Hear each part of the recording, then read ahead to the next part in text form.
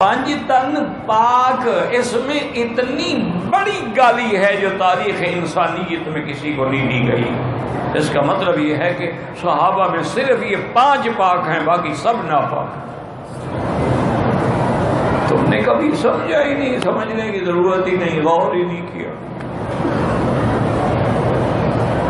ان کا ملنگ جاہل جو گلے میں لوہے کے کڑے ابھی سے پہنے ہوئے ہیں کہ قیامت میں فرشتوں کو تکلیف نہ ہو جہنم میں کڑے ڈالنے کے لیے پہلے سے پہن رکھے، وہ بھی خیرات مانگے گا، کہے گا 5 دا صدقہ۔ وہ اپنا مذہب بتا رہا ہے کہ ہم 5 تن کو اور 12 اماموں کو ماننے والے ہیں۔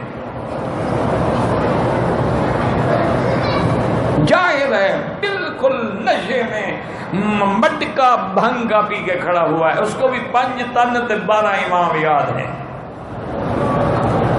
تمہارے اچھے